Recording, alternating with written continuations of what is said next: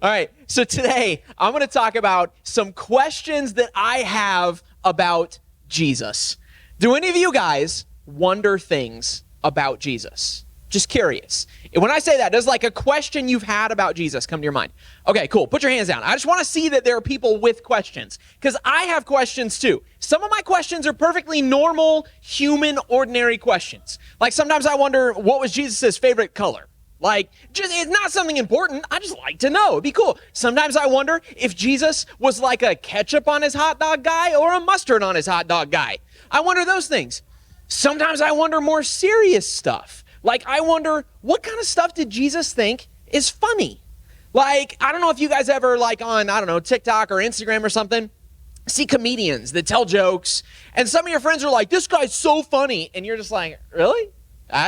That's not funny to me. And then you watch one that's hilarious, and you go show it to your friend, and they're like, oh, it wasn't very funny. I wonder what kind of jokes Jesus liked. I wonder what made him laugh. And then I wonder other stuff that's even less serious than that. Like, I think about, Jesus wore sandals pretty much all the time. We think, right? Because everybody back then wore sandals.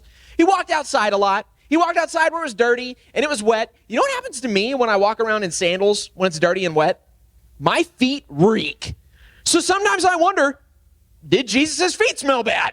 Like, it makes sense, right? But also it kind of feels weird to wonder if God had smelly feet. That feels kind of odd to me. But I wonder these things because I have a small brain and I like filling that small brain with useless information. I wonder these things about Jesus. And it's perfectly normal to have questions about Jesus. Some of the more serious things that I wonder about him are when he met somebody who had a big, serious problem with sin, how did it make him feel? We know he felt love, right? We know he cared about people. But did that person's sin make him angry? Was he like, I love you, but I'm getting really frustrated right now? Like sometimes that happens with my family. Does that ever happen with you with like your brothers and sisters or your parents? You're like, I love you, but I just want to punch you in the face. Like, did Jesus ever feel that way? Or was it more like, I love you, but man, this makes me sad? Like, did he ever meet somebody and it just, like, he teared up because he was sad about it? I wonder all these things. And it's good to have questions, but it can make it kind of hard to follow sometimes when you got a lot of questions. I don't know about you guys, but anytime I do anything, I always like to be as informed as I can. If I'm going to buy something, I want to look up reviews and see if it's good, if it's worth buying. If I'm going to go eat somewhere, I text my friend and say, have you ever eaten here before? Is this place any good? Because I don't want to go and eat garbage. I don't want to go expecting to have fun and then have to eat sardines and Spam, right? So I like to be well informed. And it can be kind of hard sometimes to follow Jesus and have confidence and peace and hope when we have so many questions about him. So here's what we've done. We're going to put up a little thingy up here on the screens, a QR code. We've got a form that Mr. Caleb, the wonderful and beautiful, he's gone. So that dirtbag Caleb, I don't have to compliment him when he's not up here. Caleb put together a Google form. So you guys can go and you can put questions about Jesus that you've wondered onto this form. Now, you don't have to. Don't feel bad if you don't want to or if it's weird or embarrassing, but this is an easy way to put in a question without feeling judged. Because I promise you, the question you wonder about Jesus is a question someone else has wondered too. So in your small groups later, or maybe next week, or maybe 6 months from now, you'll be thinking about this question, and this form will help you remember that you thought this question. You can bring it up in your small group and talk about it. Because it's important to have those discussions. Maybe somebody else wondered the same thing that you did, and it can help you to believe and to trust more. So do that. I'm rambling so that you have time to scan it or take a picture. Cool. So today we're going to talk about a serious time where some people in the Bible had some questions about Jesus and the way that he did stuff. Jesus had friends that followed him everywhere he went. There were crowds that came to hear him talk, but specifically, he had a group of followers, pretty big group of followers called disciples.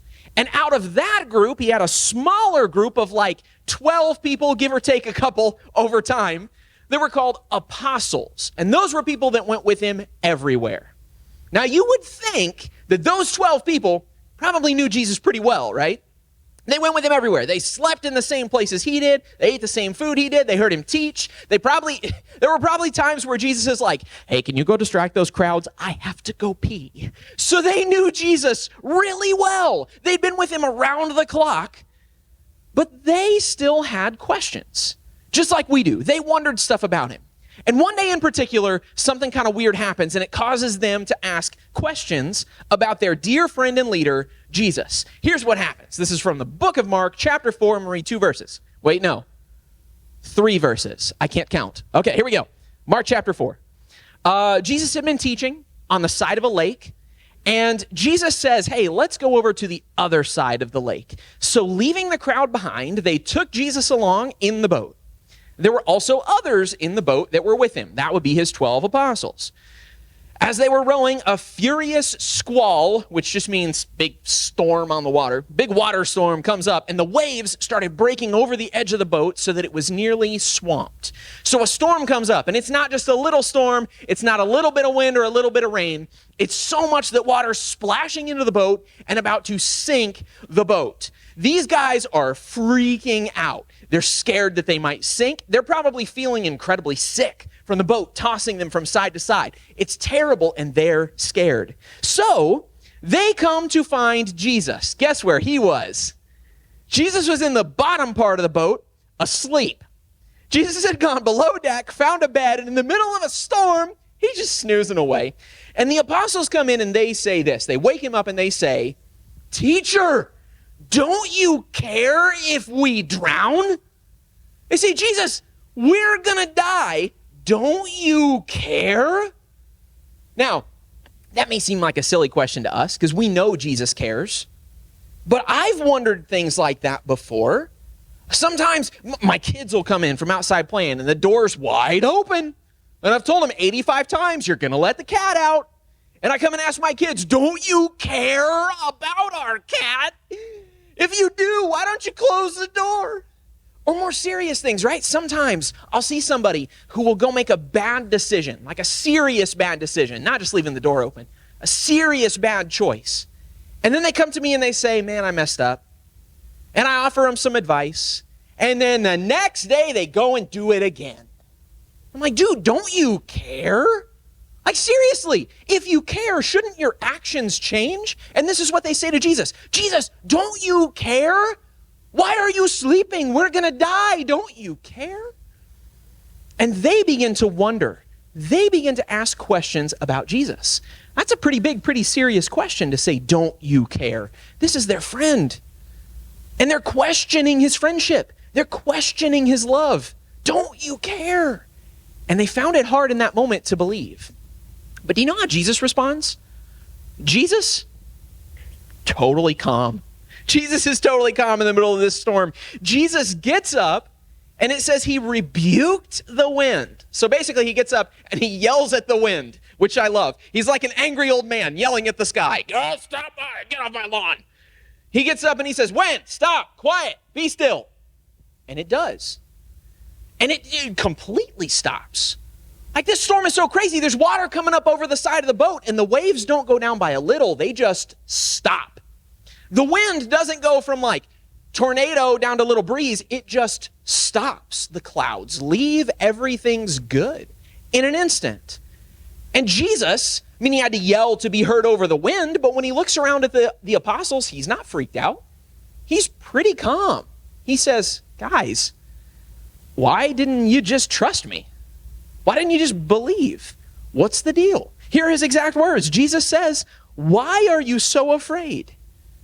Why are you afraid? Do you not have faith?" Now, that's another pretty rough question. The apostles ask him, "Jesus, don't you care?" And Jesus says, "Don't you have faith?"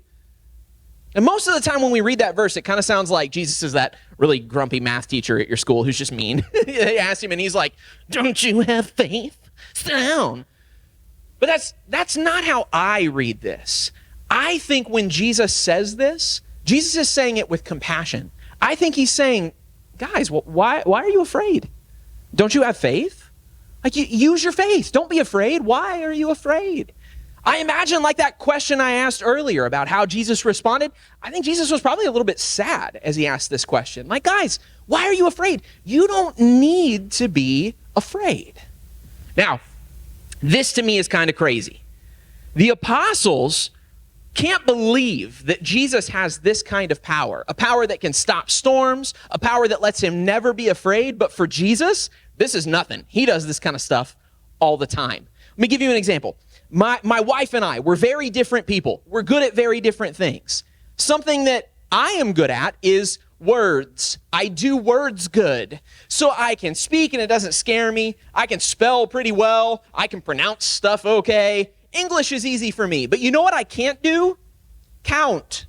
I am terrible at math. My wife, she blows my mind. You could come up to her and be like, what's 3 + 4? And she knows. And I don't understand how. Well, when we go to restaurants, I get the receipt and I'm trying to figure out the tip. And the whole time I'm just looking at my wife, waiting on her to tell me what number to write because I have no idea. I don't math. I have a calculator. For me, it's amazing watching my wife do something that's hard for me, but is easy for her. Just like when I can spell words and my wife can't. She's a smart person, but her brain just doesn't think that way. And it feels so weird, but it's easy for us because we know how to do it. Let me give you another example. I'm an artist. That's what I do full time. That's my job now. And I always want to get better at different things.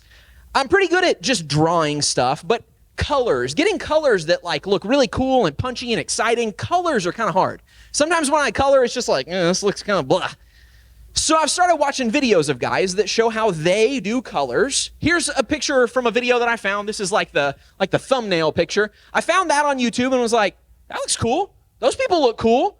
Like when I color, it looks like a coloring book. But those look like they're alive. Like I want to learn how to color like that.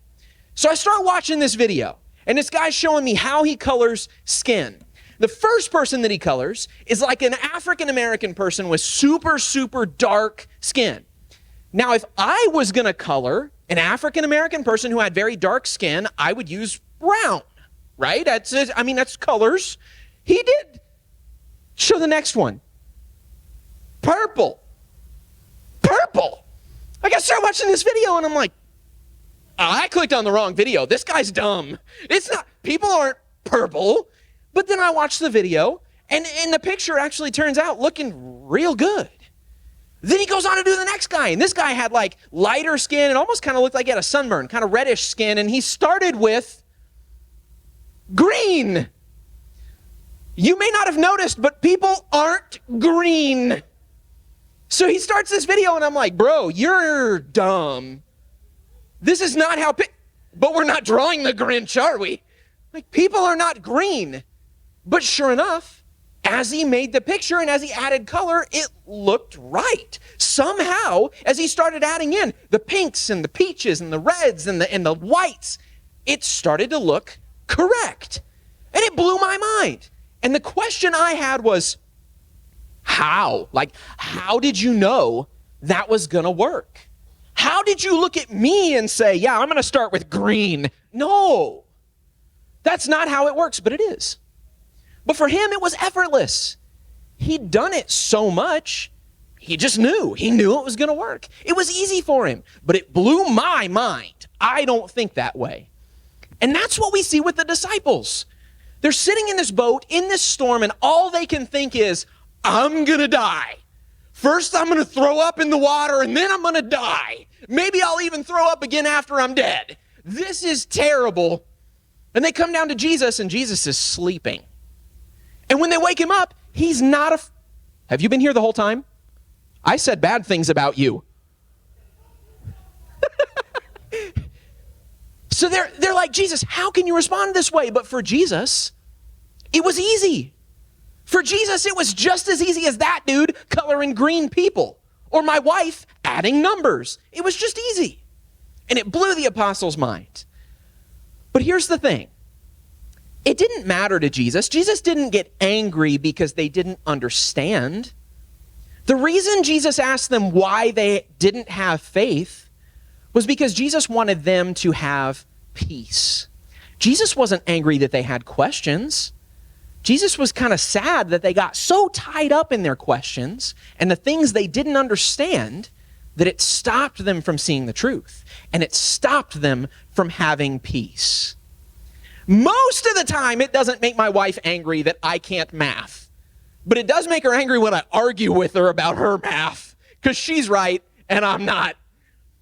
Jesus says, guys, it's okay to have questions, but I want you to have peace. I want you to find peace in this moment. And when he calms the storm, the apostles began to see that the thing they needed to focus on was that God was in control. God had power to overcome this thing. Now, here's where we're going to land this ship, so to speak, of this lesson. I know that for you guys, it can be hard to trust. And the reason I know that is because it's hard for me to trust. I have questions. I wonder stuff. I want to know what goes through God's mind when I do something I'm not supposed to do. I want to know why when something breaks at my house and it's really expensive and I can't really afford to fix it right now. I want to know why God let it break. Like, I want to know why God wasn't just like, refrigerator, and then it works, because he could do that, right? And I wonder why, and sometimes it makes it hard for me to trust. And guess what? I might be old as dirt, but one mysterious day ago, I was the same age as you guys. And I remember the questions that I had when I was your age. I remember asking God, why do my friends keep doing things that I know I'm not supposed to do? Why can I not go do those things too? I remember saying, God, why is it that so many of the teachers at my school teach things that the Bible doesn't agree with and that I don't agree with? Why do I have to be kind? Like, why? God, why is it, if you love me and you believe in me, why is it that you're letting my friend's mom get sick? Why is she not out of the hospital yet? I had so many questions like that when I was your guys' age, and it can be hard to believe and trust. But here's the key. When you're uncertain about things, God has given you some special ways to find the peace in those circumstances. Here's my advice to you. When you feel uncertain, when you don't have all the answers to your question, here's my advice. And I wrote it down because, as I said, my brain is small. So here are the 3 things that I have written down to not forget. Number 1, share with somebody. When you're feeling overwhelmed, when you're feeling uncertain, share that moment with someone. One of the questions that I always had when I studied the Bible was, why did God pick 12 helpers to go around with him? Like, Jesus can do literally anything. Why does he need 12 idiots to follow him around and mostly mess up stuff when he can just do it for himself? Like, the apostles messed up so many times. Why did he bother? Well, I think the reason God picked those 12 guys was to let us know that it's important to have people around us who can help us out, who can go with us on the journey. When you have things that overwhelm or concern you, talk to your friends about it. Share it with somebody. Don't keep it hidden. Sometimes it can be embarrassing to admit that we have questions. That's why I want you to know I got questions too. And I guarantee you every other person in this room has had questions about stuff, especially Jesus. So share it with somebody. Talk to somebody else. Don't feel weird about it. We're not going to judge you. Ask somebody. Share. Then, number 2, stop talking about it. Talk about it and then quit. Here's what I mean by that. Take a break and go be with people. Sometimes when you're uncertain or afraid, it's easy to kind of hide out and just pretend you're not and to stay away from people. It's like, I'm a little uncertain today. I'm a little nervous today. I'm just going to stay at home on my couch. I'm just going to be back over here in this corner. I'm just going to wear this hat like this. But when you get out and be around people, especially people here, like people in this room, good people who care about you, it can be a fantastic way to pause and reset your brain. Sometimes the reason we get so overcome by our uncertainty is that we don't ever put it aside and take a break, take a rest. We don't have to focus and stress about the stress so much. So first, go talk about it with somebody, and then take a break. Get away from it for a little bit. Stop focusing on the stress and spend some time with good people. And then, 3rd thing, and this is by far the most important. By far. 3rd thing is, hold on, I scrolled past it. The most important thing that I've scrolled past, spend time remembering God's words. Spend some time in your Bible. Spend some time thinking about the things that God has told you. The reason Jesus responded the way that he did in that boat was because the disciples should have known that Jesus was in control. They should have remembered all those conversations they had with him, all the lessons that he did, all the times he healed people and fixed stuff. And Jesus had done so many amazing things, and they should have known. They didn't need to stress about it. Even though they didn't have all the answers, they didn't need to be overwhelmed because Jesus was in control. So, spend some time remembering the things you know about Jesus. It's not going to take away all your questions, I promise. It's not going to take away all the stress, but it will help you to remember the peace that Jesus gives. So, find a good person you can talk to, and then stop talking about it, and then remember what God told you about it. Find the peace in the middle of that uncertainty. That's our hope for you today. So this week, as you go out and do your stuff, I want you to reflect on the fact that God gives you hope and peace and a reason that you can be calm, because sometimes when life feels overwhelming, it's not quite as scary as it seems. It's just that stuff is harder for us than it is for God. Sometimes those math problems really freak me out, but they're really not a big deal. And there are smarter people in charge. Sometimes my life really freaks me out. But I have found that when I trust the person who's in charge, God, when I trust his plan, he works it out. And I don't need to freak out about it so much. So I'm going to conclude with prayer. I want all you guys to pray with me before we get ready to go to our small groups. And what I want you to do is to pray that when you have moments of uncertainty, you have the confidence to share it with people. You have the courage to get out and be with good people, and then you'll remember, you have good memory to hang on to the words of Jesus. Let's pray together.